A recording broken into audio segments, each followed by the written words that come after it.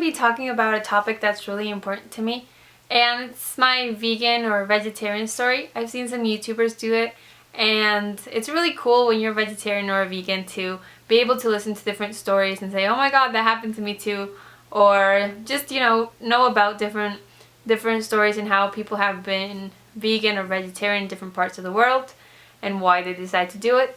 So in this video, if you're watching, you're a vegan or a vegetarian, I hope you can relate to some of the things that I'm going to say.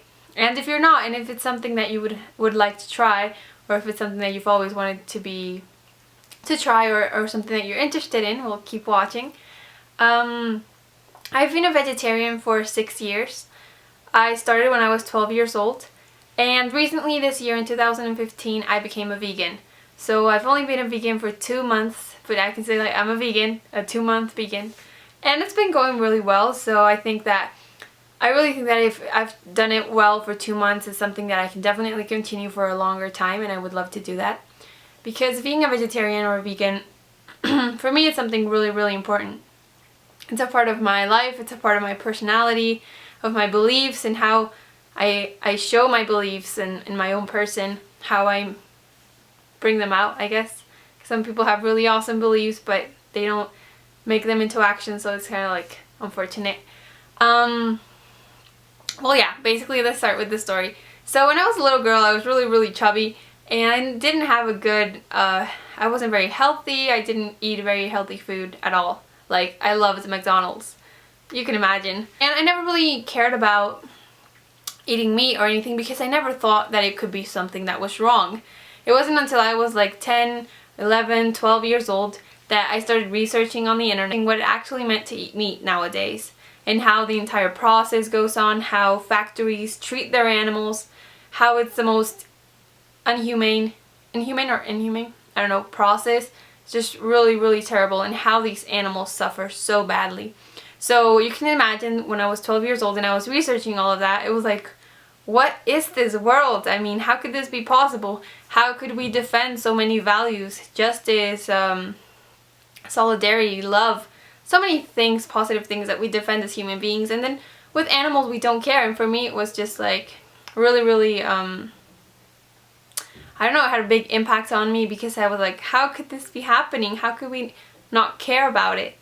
So basically that's my main reason for becoming a vegetarian. It was that I saw how animals were treated, and I know that it's not everywhere and some places are worse than others, most definitely, but overall it's this terrible process in which animals are treated like just items, objects, something to get money from and something to give to people in a box or in a tray. And when I was little it was like that. I did not know that meat came from animals. I was just like, oh, it comes from the supermarket like everything else. It was this big ignorance about where it was coming from. And it's like this quote that says, if slaughterhouses had glass windows, many people would become vegetarian. Because, well, for me personally, I could not really live with myself thinking that I was contributing to that. So that's why I made the choice to become a vegetarian when I was 12. And I was very lucky because my family supported me. My mom has always been really, really nice about it. She cooks special things for me, and she's been trying new recipes, and she's always really, really helpful. And she's always been very supportive, even though no one in my family is a vegetarian. It was like my own initiative, but I've been doing it quite well for 6 years. And I'm very proud to say that. What else did I want to say? When I first started, I had to try like a couple of times. It wasn't just like from one day to the next. I think I tried about 3 times in which I was like, I'm going to become a vegetarian, and then I was like, I can't do this. And then I tried again, stuff like that. And it wasn't until 2009 which I finally said, you know what, this is the moment, I'm going to try it, and it's going to be my New Year's resolution. And so I started on the 1st of January, and I've been going ever since. And then my New Year's resolution this year was to become a vegan, because I've always wanted to. I actually thought that vegans were very, very extreme people, and I was like, why would they do that? It's not necessary. Or, I mean, it's very crazy. But now that, for the same reasons about the animals, I realized that if you don't want to support animal cruelty, but you're eating eggs and you're drinking milk, you're sort of supporting the same industry. And also animals are not treated in conditions that I think they should be treated. I do not agree with how they're treated, with what they're fed, with the conditions in which they have to live. Because I don't know if you call that living. I could not call that living. It's really, really, really terrible. And that's why I decided to become a vegan. And it's been really, really well. I feel so much healthier. You definitely have to pay a lot of attention to your diet. And it's not going to be just easy that you can eat anything, because restaurants, they're not going to have much vegan options. And then when you go out with your friends, you're going to be like, what can you eat? I mean, here's some lettuce. And you're like, I can eat more than that. But it's definitely something that you really have to believe in order to make it happen. And it's not simple, it's not easy, but it's definitely worth it. And I think if it's something that you believe in, it's going to be really, really, really satisfying to be able to say that you're doing your part, you're making the difference that you want to see in the world, starting with yourself. And it's a really cool experience. And also, if you're a vegan, you start to have this connection with nature, I guess, because you start to eat more fruits and vegetables all the time. You're like, you investigate. Well, in my case, I've been researching a lot of what different foods have, the different vitamins, minerals, the proteins, where you can find them. And it's really, you realize that our view on nutrition is really, really far off from the ideal. We really just snack on anything, and we think that because it comes from the supermarket, it's going to be healthy, and it's not. So it's really, if you're not going to become a vegan or a vegetarian, if that's not your belief, well, that's okay. But it's also really cool really important to make a little check on what you are eating, where it comes from, if you're being socially responsible from the people that you're buying products from, and also realizing what the nutritional effects on your health will be. That's really important. So I don't want to say too many things. I have to go do homework like always, but basically I just wanted to share this with you guys, and to know that really it's not as difficult as people think it is.